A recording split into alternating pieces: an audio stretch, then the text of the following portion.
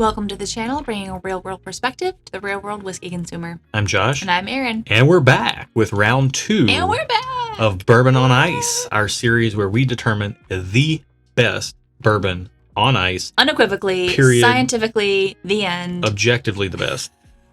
Subjectively speaking. For this, we have 3 more pours. These are blind. We did poll our Patreon audience to find out the 9 top pours they wanted to see included in this. So we did round 1 last week. Yes, and if you missed it, you put a link in the description. I'll put a link in the description you can below. Go check out that video and then come back and watch this one. It was quite interesting. There were things on ice and neat that we preferred neat. The one that went on was quite interesting in the bunch of 3. So check it out if you haven't seen it. Check that out to see what's moving on to the finals. One of these 3 pours is going to move on to the final round that's going to be happening in 2 weeks right here on the channel. So subscribe if you don't want to miss anything and hit that bell.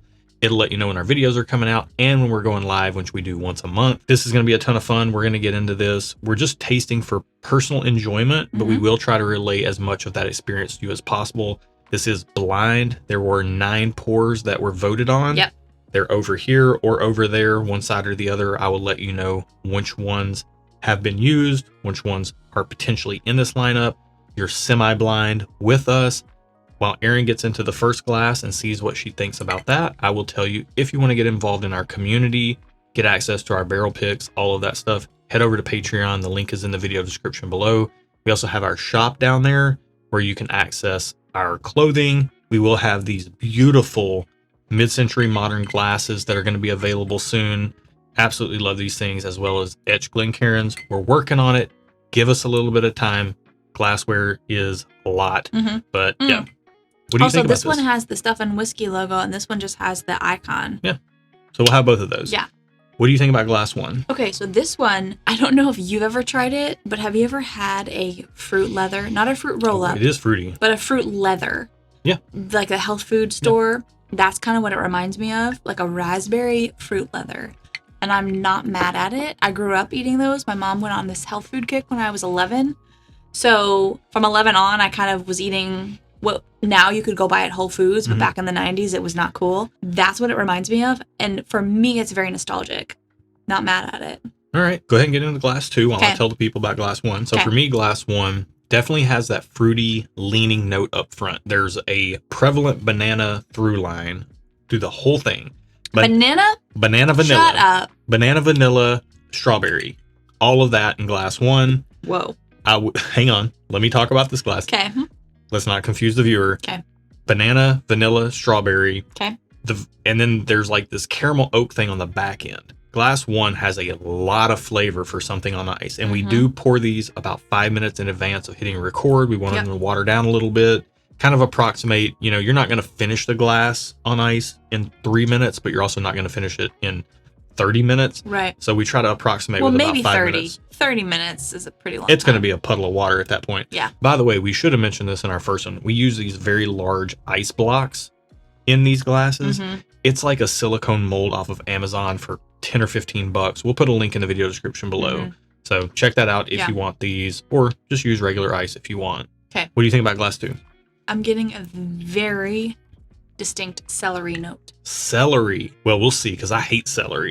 Celery is terrible. I love celery. However, I don't want to drink it in my whiskey. Like, I want to eat it on my own as a snack. Hang on.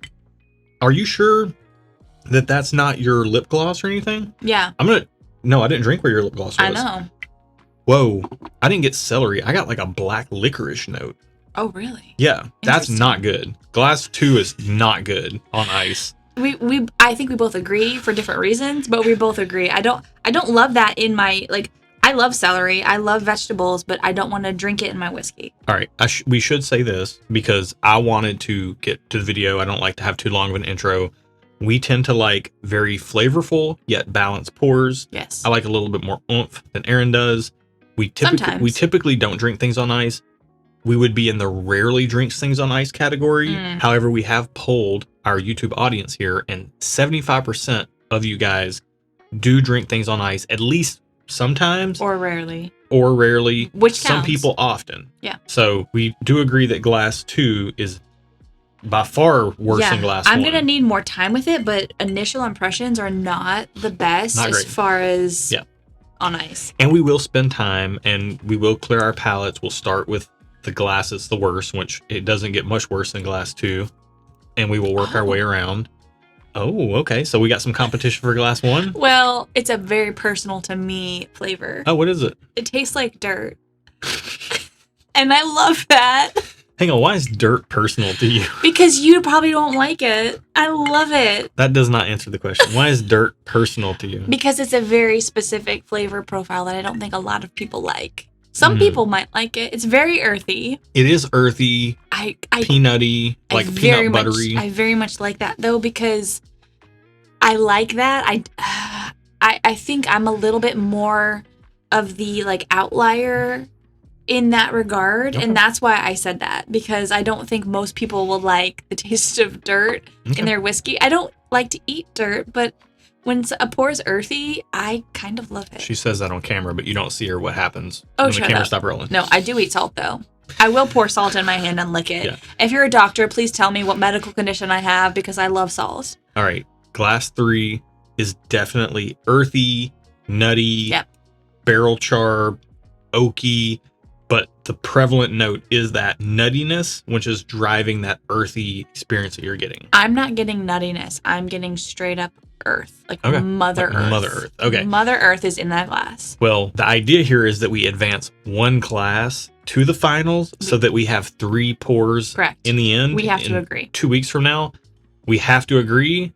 We might have a 4th glass in the finals if this keeps tracking. No, it's okay. Let's take some time off camera to kind of taste these through. I'd like to start with glass 3 and go backwards. That usually helps me get some clarity. By the way, I do want to mention before we take our break, the spice level on all these with the ice is completely non-existent. Yeah, they're generally pleasant. Yes, they're all generally smooth. They're all generally easy sipping. Yep. It's just a matter of what flavor profile you prefer. When you drink things over ice, that is one of the benefits of it, is it kind of mutes the spice, the colder temperatures and the dilution from the ice kind of rounds out those harsher edges, which I like those. But when you want to just sip something generally that's sweet and good, this gets the job done. We'll take our time, we'll clear our palates, we'll be back with the glass that advances. See you in a second. That was actually really helpful. Yes. It cleared some things up. And we have come to an agreement. We have. Very easily. Very easily, because there is one pour in this bunch that is clearly the winner. There's one that's clearly the loser. And there's one that is really good, but became very ethanol forward. I agree. And we both had ethanol in the finish. Yeah, we both thought the same thing. Yeah, we both agree. And that we did that independently of each other. So let's go ahead and do our reveal. Okay. Last place is glass 2. Glass 2. The celery juice.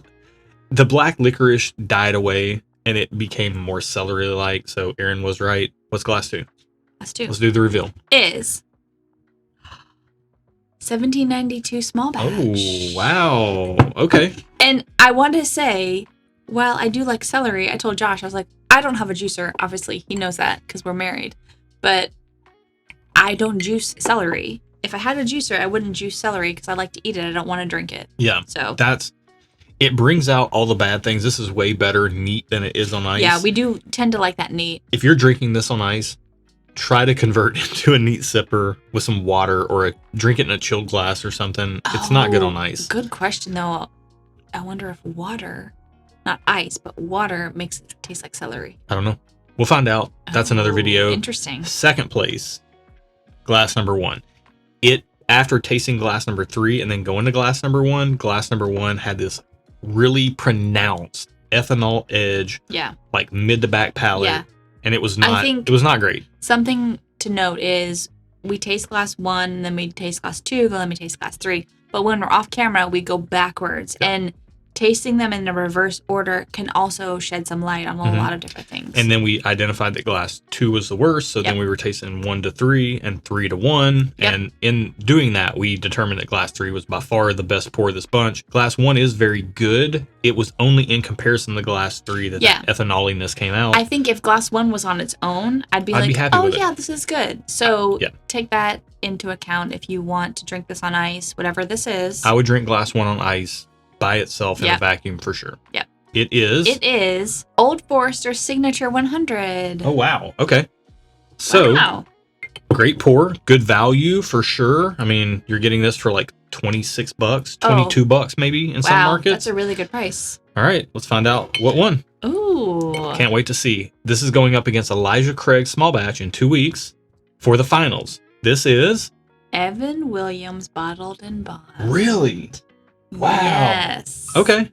Oh my gosh. Evan Williams coming through. Very inexpensive inexpensive This bottle. is like $18 for a 750 milliliter. That's fantastic. What the actual heck? Mm. Are you kidding me right now? That's good. I don't think it'll be really interesting for this to go up against the Elijah Craig Small Batch. I don't think this is as good as the Elijah Craig Small Batch, but Elijah Craig Small Batch is quite a bit more expensive than this. So there is that, but this does have more proof. I think the Elijah Craig stood up better. It's going to be interesting to see it when we actually taste them side by side. If we're talking predictions, I would predict Elijah Craig I predict to be better than this because I don't know anything about anything. But when you're tasting blind, you never know what's going to happen. Exactly. This was a fun video. If you liked it, like it. Again, subscribe to the channel if you like this style of content, and hit that bell to join us on a live stream. We will be back in 1 more week on Tuesday for our third round of 3 and final elimination round. And then we will have our podium of the top 3, and then we will be tasting those against each other in 2 weeks to determine the winner of the best bourbon on ice. Period.